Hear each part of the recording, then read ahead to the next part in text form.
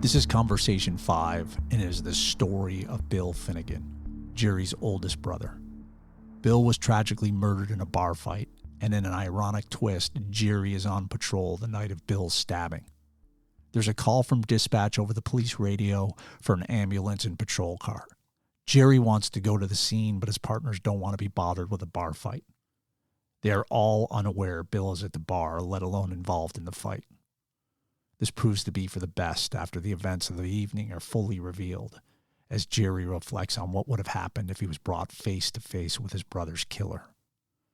The tragedy of Bill's death devastates Jerry and his family, but when the man who killed Jerry's brother is not prosecuted, and Jerry starts to investigate why, the story takes on an added dimension and a turn of events that exposes Jerry to the police department's habit of cover-ups and corruption. To me, knowing Jerry's life story, the murder of Bill Finnigan is the beginning of the end of Jerry's career and his unraveling as a cop, because it starts to loosen the foundation of trust he had in CPD and his job. Here's that conversation. My brother Bill, he was the first child of 12, born to my mom and dad.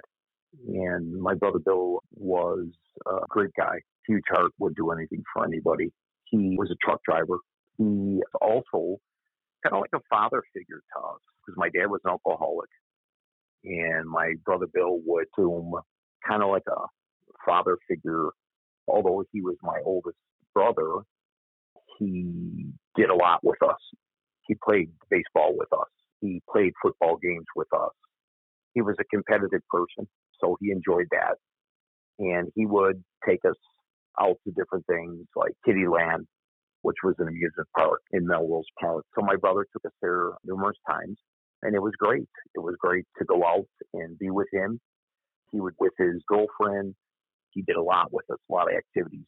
Took us camping. One of his sister-in-laws and her husband had a motorboat, so when we went camping, they also introduced my brother Greg and I to water skiing, which was fabulous, something you never experienced as a kid in the city. He was there for us for a lot. You know, he always took us places. I think he sensed it because my dad was an alcoholic and didn't take an active part in our lives like that. He stepped in and did that. But I can say a lot of my older brothers and sisters did that. Like my sister Kathy was married young. As a child, I recall her taking us places, just like my sister Stell and my sister Liz. They were around and they would take us places too. And of course, my brother Sam too, but he was married young. But he did a lot for us as children too. But my brother Bill was really like very active with us as far as like being involved in our lives, playing softball, playing football, taking us to the museums, taking us to, like I said, the amusement parks, the carnivals. So it was nice. It was nice to have him in that capacity. It was very enjoyable to be around him. He was a lot of fun. But he didn't like crybabies. Was there to toughen us up too. There wasn't an issue with him pulling our hair or teasing us if he didn't feel we were being boys. You know, he wanted us to make sure we were boys, and he didn't back down from anybody. We're tough. And he was like, took a very, very active role in our life. And what's the age difference between you and him? Let's see. It would have to be, he was the first child and I was the 10th child. So probably 20 years. But I'll tell you, I remember him coming home as a child. Some people say, well, you can't remember it, that you were just a kid. But I remember him coming home from Vietnam. He went through some things when he first came back, readjusting and everything, like everybody who came back from Vietnam. Him and my dad having disagreements, and actually when there was alcohol involved, literally having fist fights, because I don't know if it was just trauma that he went through, or I really can't tell what the hostility was. But him and my dad were great friends. But some days they were kind of like enemies, literally fist fighting with each other. And you were too young to remember if he willingly enlisted. He was obviously drafted. No. It's funny you say that, because a lot of people were drafted. My brother Bill, he volunteered to go he went in the Navy. He was the CD, which was the construction battalion. And he was a little guy. I mean, as far as his size at that time, he was 17. So he was actually on land in country in Vietnam. And his capacity in the service was they were building like orphanages, work around the villages, landing strips made out of that, like Alcoa aluminum, and doing that. And it's actually on the ground in the country. He wasn't in the Marines. He wasn't in the Army. He saw some action. It wasn't like the Army or the Marines. Still in Vietnam. He volunteered to go there. It was kind of unusual. He felt that sense that he had to go, and he went. Your brother had this instilled sense of pride that I'm sure came from your father and your mother that he was going to enlist. And he goes to Vietnam, and he comes back, and, of course, the adjustment for everybody was difficult. He wanted to kind of be like my dad. He followed in the same branch my father served in, so I think that was kind of, maybe he wanted to be accepted more by my dad. I'm not sure. Or be proud because he went in the same branch. My brother Bill, he was a great guy. We loved him. But, he got in some trouble, not with the police, but with other people. He was a tough guy. He would fight with people. Sometimes he would win, sometimes he wouldn't. He never backed down from a fight. And it was pretty interesting because I didn't think there was a reason for it. But, he just was a tough guy. He just didn't back down from anybody. Ultimately, it cost him his life. So he comes home from Vietnam. He's living at home. For a very small amount of time, yeah. Then he ended up moving out himself. He moves out. Does he start a life for himself and then he gets married and has a family? Yes, he got married to his first wife. He had a son with her. Their marriage, it didn't last long. I think they were around each other probably for about 8 or 10 years. But it didn't work out. So he moved on from that marriage. He ended up taking the police exam. And he got called for the academy. His wife at the time told him that she would leave him if he took the job. So he passed it up. And I think he regretted that because they ended up not being together anyway. And she didn't want him to be a cop because she thought it'd be disruptive for the family or whatever it was. She stumped his dream. Yeah, I really don't know what the reasoning was for it. Because when I was in grammar school and he got called for the academy and he passed it up. And he passed it up again because they give you a couple times. And he just passed it up again. But he always regretted not taking a position, especially that, went along with her wishes and they didn't stay together anyway. So, yeah, I guess he regretted it. He was a truck driver and he liked it. He did well at truck driving. And you're close through these years. You guys maintain a relationship. Yeah, Neal, my brothers and I and my sisters, and I would say all of us, you can't get along 100% of the time with somebody. Even if they're your brother and sister, you're going to have your disagreements or your arguments. I don't remember anybody ever having a falling out where they didn't speak to each other for a long amount of time. Either my mom would get them together and say, listen, your brother and sister or your brother and brother. She would always mend the fences. But I don't really remember anybody having a falling out where they didn't speak for a long time. I think my mom and dad ensured that. There was always, that's your brother. You're right, but you need to apologize. Or he's right. Everything would always come around and everyone would always make up. Which is a testament to your parents, as you said. To have that many siblings and everyone's close and gets along, that's pretty amazing. Yeah. I think my brother, he had a strong will and personality, but he would do anything for anybody. He was stubborn. He would always come around and say, okay, I was wrong. Or sometimes he wouldn't. For the most part, just an all-around great guy. He was always there for family members, and we all try to help each other. If somebody needed to do something, that's how we stayed together like that. We enjoyed being with each other. Take me to that night in September of 1990 and how you found out Bill was murdered. I was working in the police department at the time. I was relatively new. I was working in a unit. I was assigned to the 7th District. There was a deputy chief who was in charge of the 3 districts that came under his command. 7 was one of them, 8 was one of them, and 9 was the other. He was an old-time Irish guy and a really, really pleasant guy. A lot of people couldn't stand him. John Corliss was his name, and he was a deputy chief. A lot of policemen, they couldn't stand him. They said he was a hardhead, and he played favoritism from one district to the other, like he hated the 7th District. I never saw that. He put a unit together, and it was called a mission team. Every area, in that particular area, it's Area 3, which encompassed the 7th, 8th, and 9th District. And John Corliss was the deputy chief of the Area 3. So he was looking for guys to be on this mission team, and you'd work in uniform in an unmarked car. And Jim Eldridge, who is a friend of mine and also was a supervisor at the time, he was looking for somebody to work with him on the mission team, and he asked me if I'd be interested. And I jumped at it because I'm maybe a little over a year on the job. And I'm like, yeah, sure. So it gave me the opportunity to work in the 7th, 8th, and 9th district, kind of opened it up a little bit. And we could go and make arrests on missions in each one of those districts. And they'd assign us every night to something different.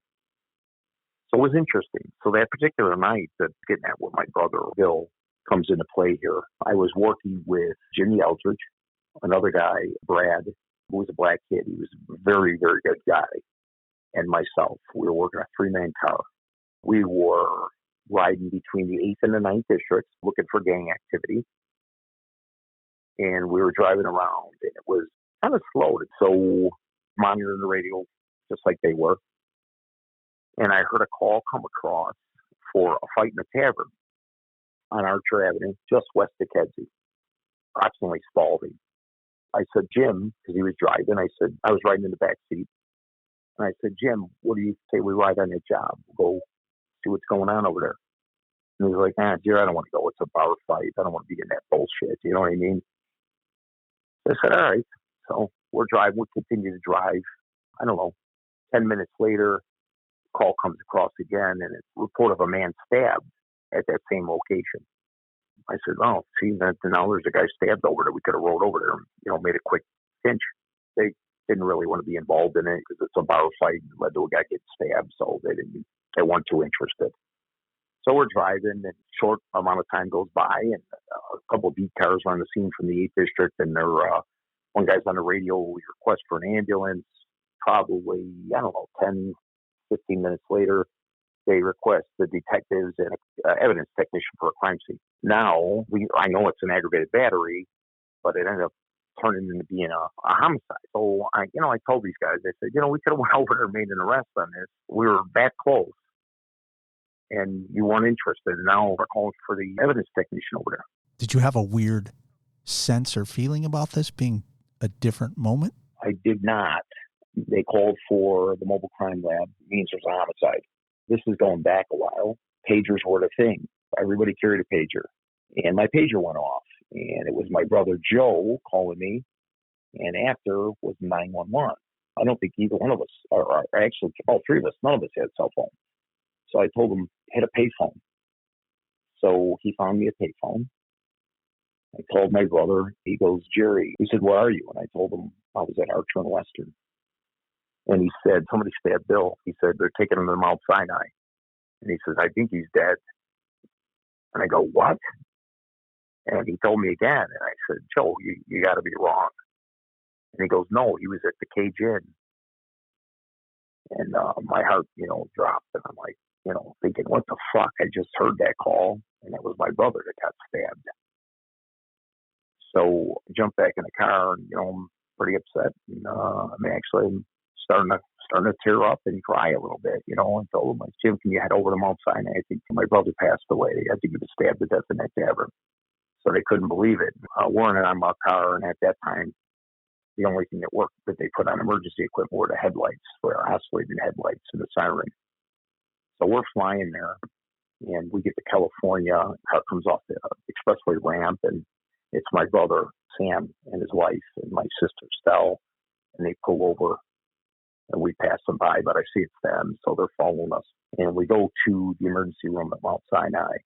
Some of my brothers or my sisters are showing up there. And I come walking in, and I walk back, and I open the door to one of the rooms. The security guard tells me my brother's in there. And there's two guys from the crime lab fingerprinting them. And they go, you can wait outside. I said, well, I'll wait in here. And I said, that's my brother. I don't give a fuck. I'm not waiting outside. So they didn't say anything. They were fingerprinting him. He passed away already. That's the normal thing. They fingerprint anybody passes away in the city, during a crime. So my family was arriving there, my mom. So it was a pretty rough night. Was your father still alive? Yeah, my dad was still alive.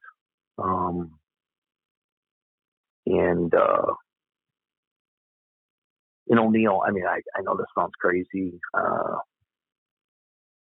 can't remember my dad being there. One of my sisters lived in a far, far south suburbs. She was not there. And one of my sisters lives in Nevada outside Las Vegas. She, of course, wasn't there. Pretty much all of my brothers and sisters were showing up. And my mom, I don't know how she got there that fast, but she was there. So, we said our goodbyes. Spent some time with them. And,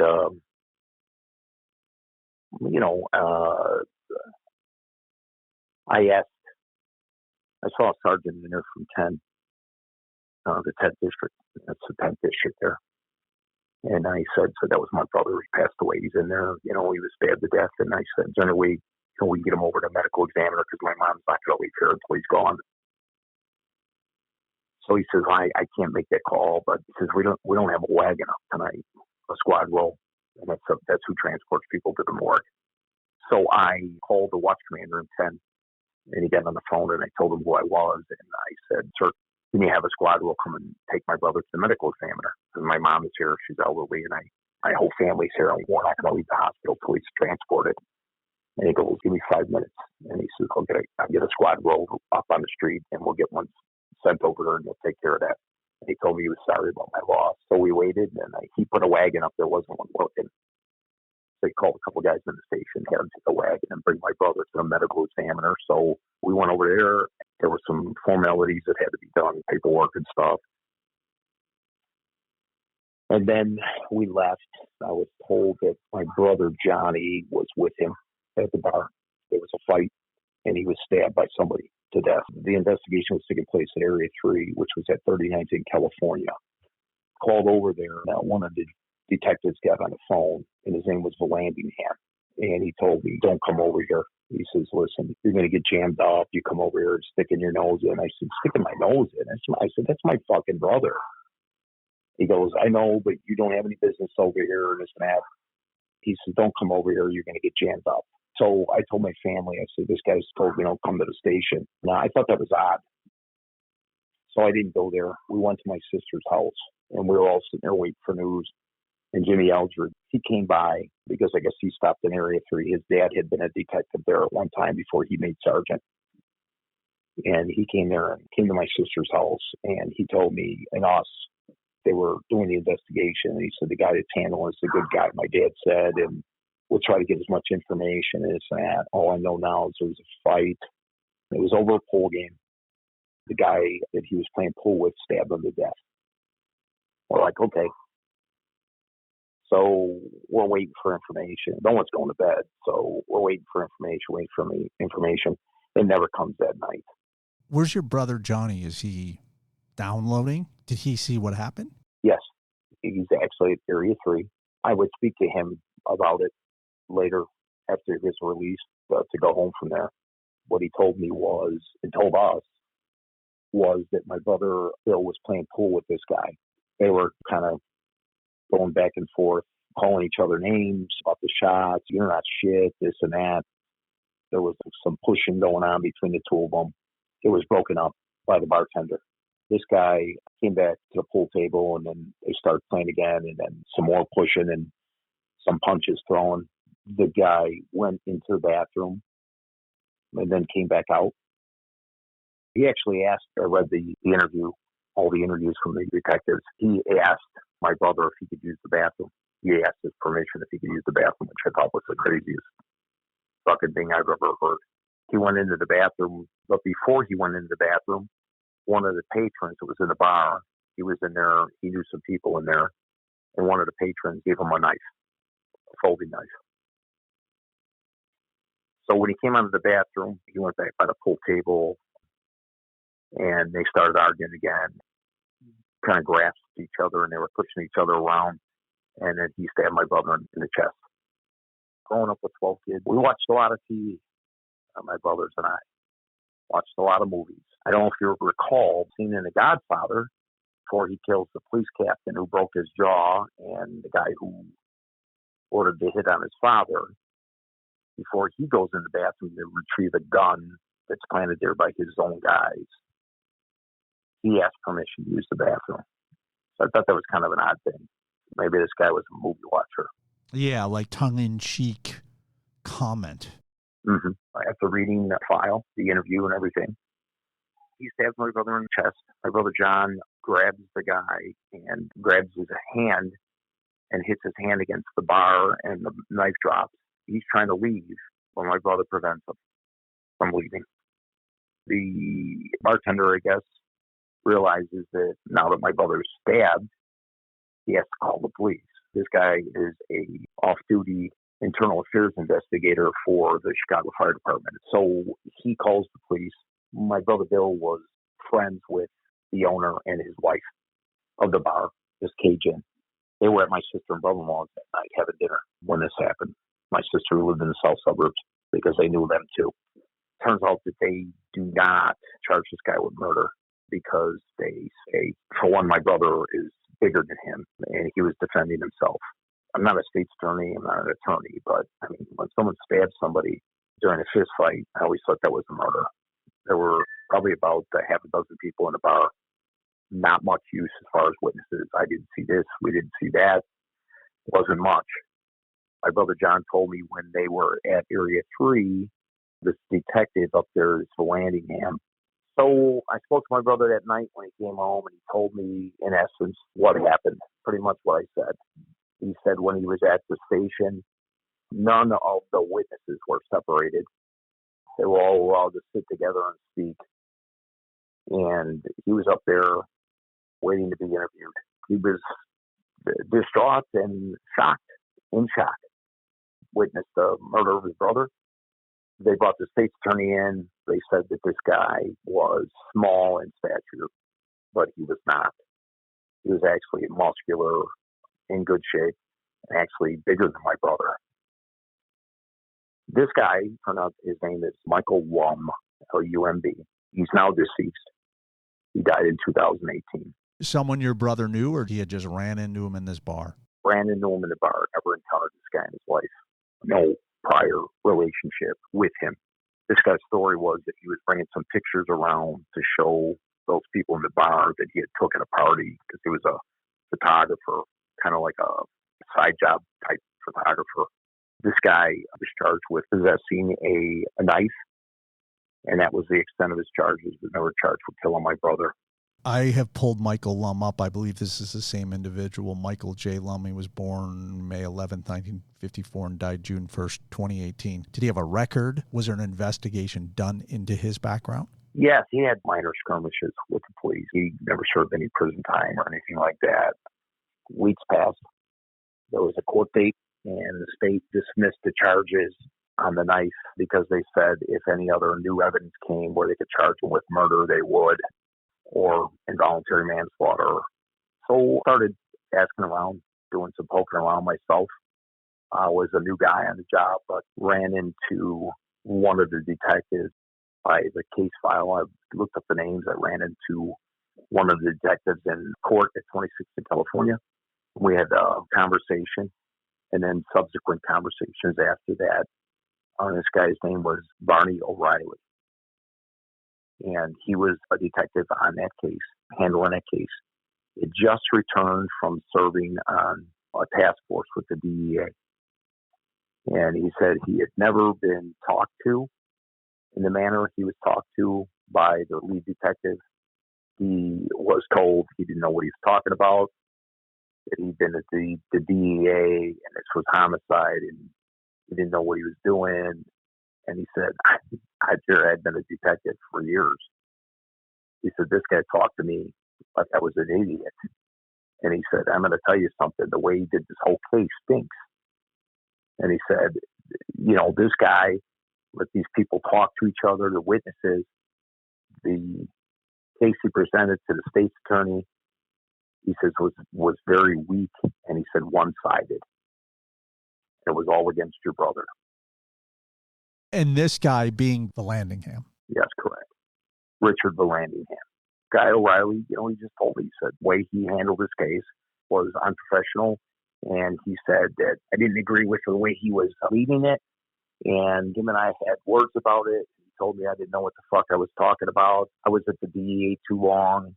He said, Jerry, I'm just telling you. He said, the guy, it was garbage the way he did the whole investigation. I started going around talking to some of the people who were in the bar. Some didn't want to speak to me. A few of them did. I found out that Mike Lum, his father, was a police officer, Chicago police officer. And him and Finnigan had been partners for a number of years together. That was kind of interesting. Wow. It's more than interesting. Yeah, it was kind of shocking. You know, this guy had some skin in the game. His ex-partner's son stabbed my brother to death. Let's pause for a moment and talk about this. There are so many instances about crimes in Chicago where there's interconnectivity. In this example, the lead detective's ex-partner is the father of the individual that stabbed your brother. I should be surprised, but I'm not, because it's Chicago. At this moment in your career, are you shocked, or here we go again? What's new? No, at that juncture of my career, I was shocked, Neal, because I was a relatively new policeman. I'm not naive, but I was fucking blown away. And I'm going to tell you, I just could not believe that. One of the sergeants who was later one of my lieutenants, great guy, John Baranowski, didn't have a working relationship with him. I was new on the job, but he was a tactical sergeant in the 7th District at that time. Saw me in the hallway and he pulled me aside and said, "I'm John Baranowski. I work downstairs." I said, "Yes, Sarge, I know." So he gave me a hug, which was very nice to me. He said, "I'm so sorry about your brother." He said, "Listen, I got a friend of mine who's in the state's attorney's office. If you'd like to talk to him, you can reach out to him. He'll explain everything right down the line, what happened during the investigation."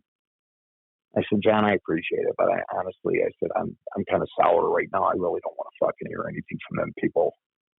And he goes, I gotcha. And he goes, "Well, if you change your mind, you let me know." Did you feel like they were part of the cover-up with the detective? I really didn't know, Neal. Honestly, I just had the sense that they send these state's attorneys out. They work various jobs. They're working felony review. The new people start in felony review. This particular guy who I later met in my career, his name was Ken Stinson, young black guy. He was the state's attorney that went out there on that case that day with my brother for that evening. I recognized his name from reading the file, and I saw him in court. He was handling another case I was on, and I said, "I know you, but I don't know you." He goes, "Really? How's that?" I said, "Well, he handled my brother's death when he was stabbed to death in a bar." And he goes, "Oh, geez, I remember that case." He says, "I'm sorry. I did what I could do with what I had to work with." And he said, "It's tough. You didn't really have enough to charge that guy." And I said, "Wow. I mean, someone stabbed somebody." He goes, "Yeah, but they were fist fighting." And I said, "What?" He said, "Ken, I understand, but if a fist fight escalates to someone stabbing somebody, that doesn't make any sense to me." And he goes, "Well, I understand. I'm sorry." And that moment when you met him and brought up your brother's death, you were on another case. That's years after your brother's murder. Yes, probably about 2 or 3 years afterwards. But he remembered it because I told him. When I start hearing this detail of this guy's dad being a policeman and being Valanian's former partner, Bonnie O'Reilly tells me that the way it was handled and how fucking Valanian was laying off of it. He said that was what he said too. He's laying down on it. He said he laid down on the fucking case, which means he didn't push it. I said, "Fuck it." Somebody told me I should have got a CR number, which is a complaint register number on the investigation. Just a blanket CR number. This way everything's done by the number. And I said, "I'm not going to get a fucking CR number on another cop at that time. You just didn't do it." But I should have. Because, fuck the cops. It was my brother here. Did you confront him? Valanian? Yeah. No, I never did.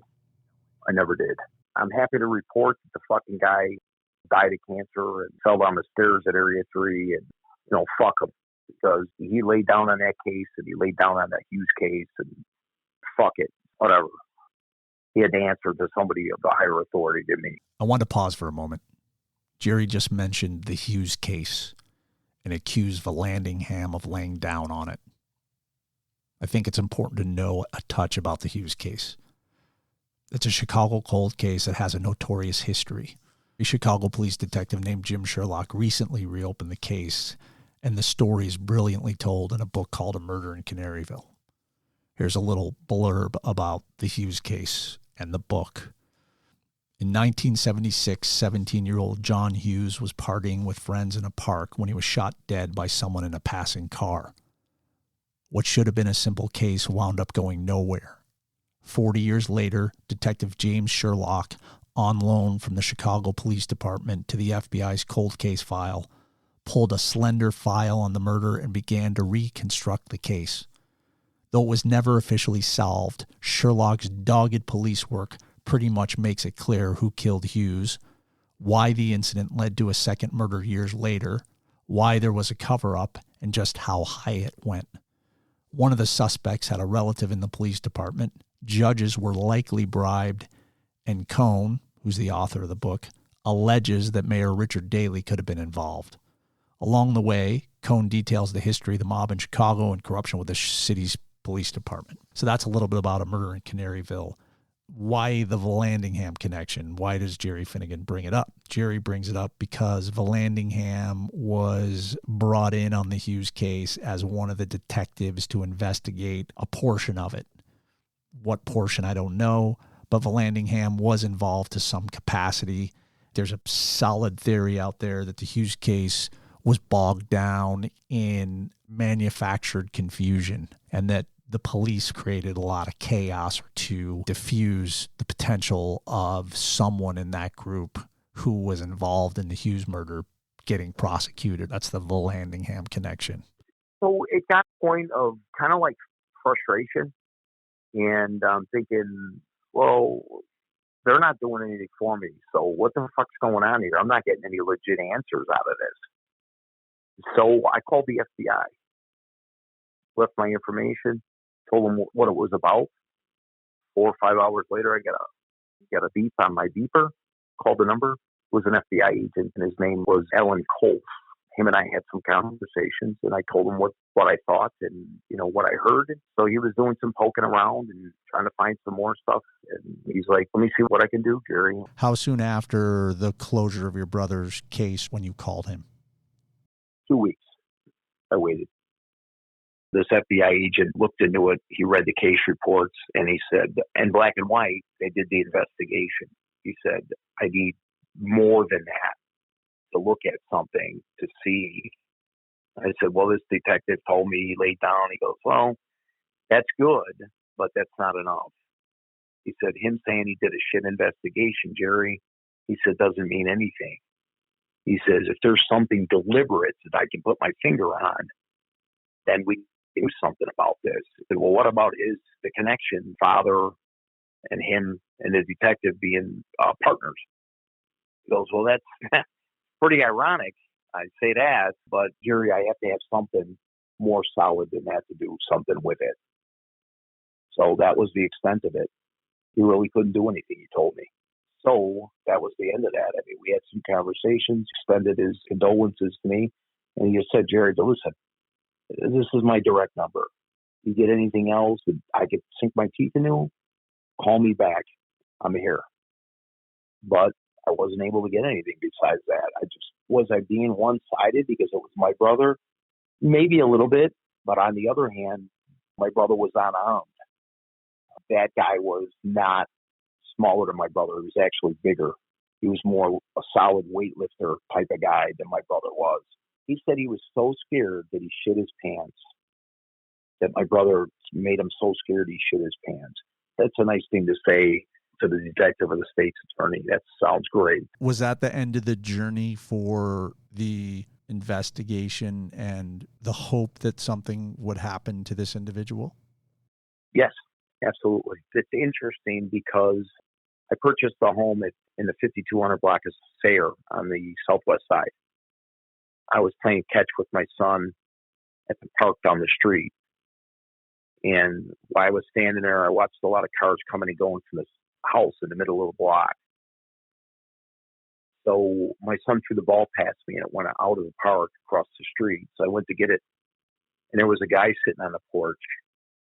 And I said, sir, I'm sorry to bother you. I'm just curious. You notice there's a lot of cars that go in and out of the house down there? He says, yeah, they're probably selling dope out of it. I see it all the time. I go, okay. I said, I'm a policeman. I live up the block. He goes, yeah, I'm a retired policeman. So I introduced myself, and he introduced himself, and it was Mike Lum's father. It was kind of crazy.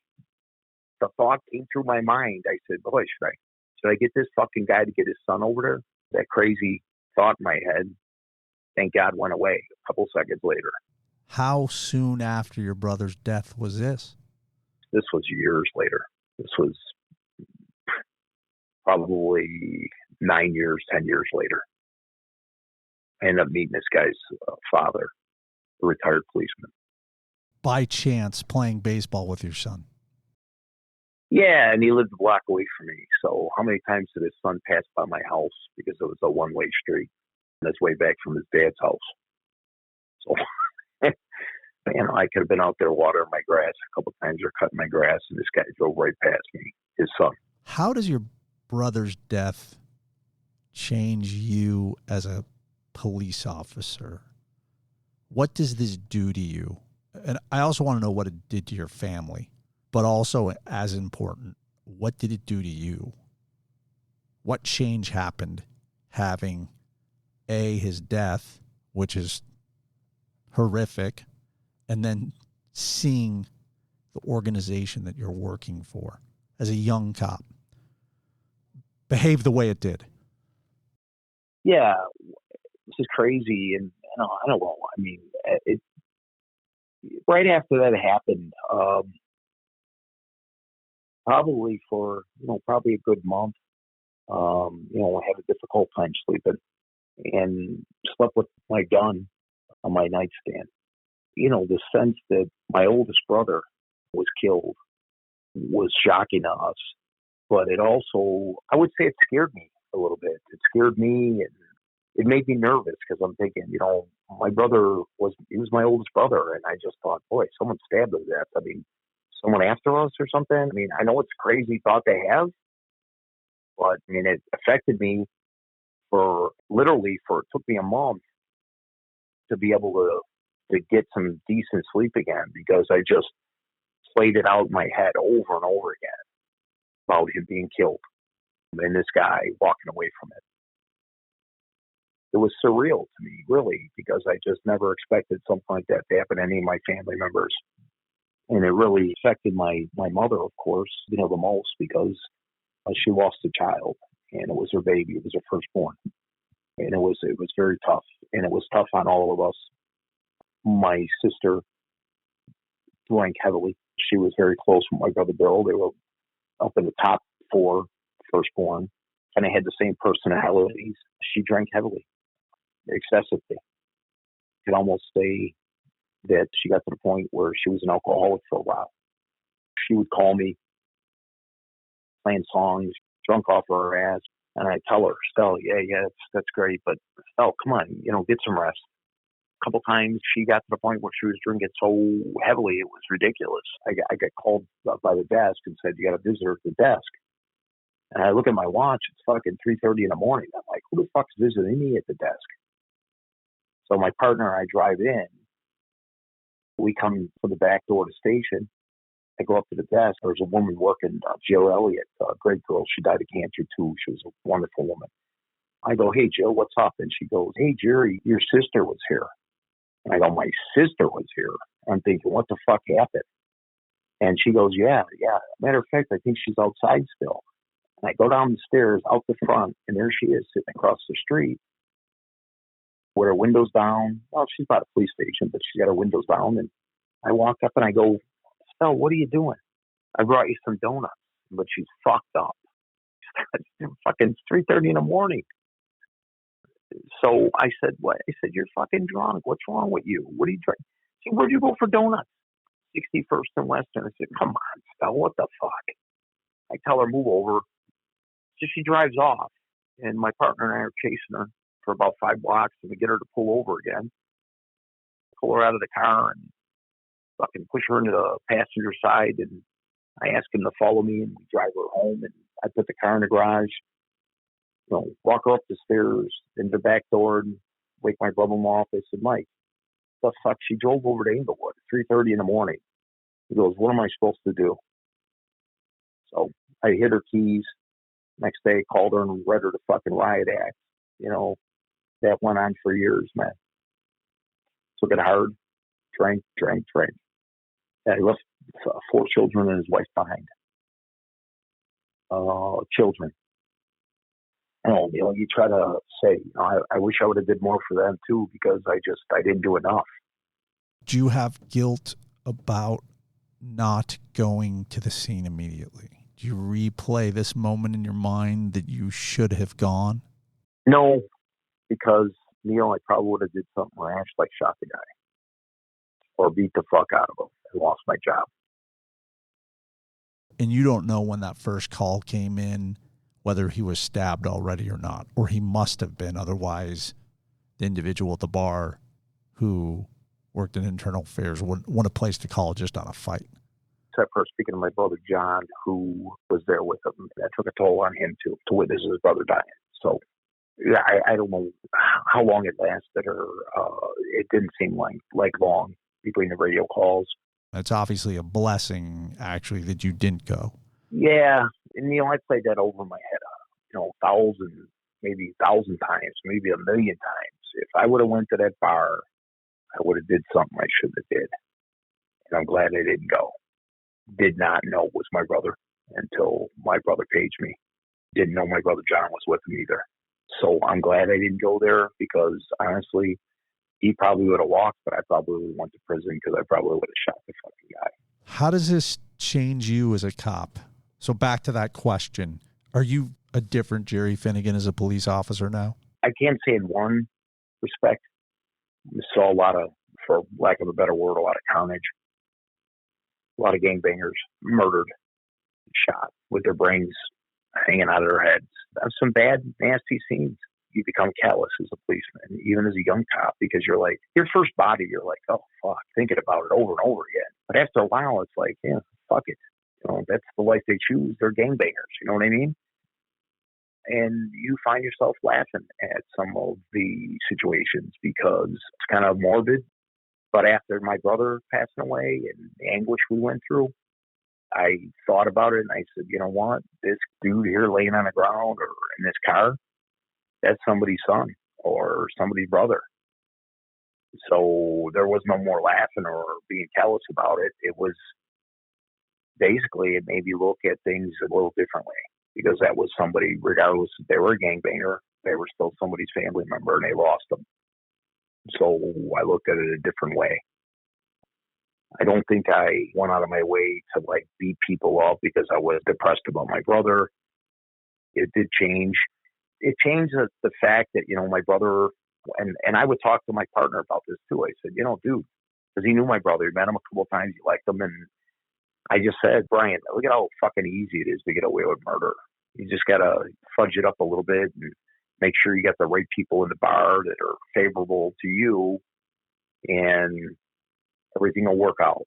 Is there an innocence lost because you're new on the force, relatively new, and you're probably an idealist about your job, but then your personal experience is that your brother is murdered? Does that knock you down a few notches about what you're doing and thinking you're already calloused and you're seeing the violence and the crime, but do you have less of an opinion about CPD and the integrity of policing in Chicago? Or did you just feel like it was an isolated type of thing? I didn't think it was isolated, Neal, but it's kind of bad to say it this way, but you're out there on the street as a cop. You can't equate it to being at war, because it's not at war. There's no war. You're out there trying to lock the bad guy up. We talked about this previously. There's a lot of good people that lived in Inglewood, trapped in that neighborhood because that's where they grew up or that's where they chose to live. But they were prisoners in their own neighborhoods, in their own homes and on their own blocks because of these gang-banging thugs. And I saw even the way I treat them. I didn't have a problem, if some of these guys got out of line or did something, well, then they were going to get a punch in the stomach, especially when they started resisting you or fighting with you. Or that's the way it was. But you feel that you try to do the right thing, but it's hard because everything is cut and dry when you are out there chasing these guys and they run and are running with a gun, and then they duck in someplace and they come out and they give up. Then you find the gun, but you say he had the gun the whole time because he did have that gun. But when you lose sight of that gun and you put it in the case report that way, guess what's going to happen? That guy's walking. If you literally lose sight of it and you say you lose sight of it, he's walking. But if you see him with it and you lose sight of him and you see him again with the gun, you're saying you saw him the whole time with the gun. That's right. That's right. So it's kind of like a circle. You're out there. These guys are bad guys. They're doing bad things. But they're going to beat the case on a technicality. So, I mean, to me, it's like that everywhere. All the police were doing the same thing. So to me, it was like acceptable. Weren't you taught this? That's not the course that you learn, but that's what we call it creative writing. Creative writing, but did you have someone who guided you to say, this is going to happen, make sure you explain that you saw the gun the whole time, otherwise the guy's going to walk? Yeah. My trainer, Jim, never did that. If they beat us, they beat us. That was the end of it. Everybody else I worked with, that's the way it was. These guys aren't going to beat you. If they're out there doing what they're doing dirty, you're going to send them to jail.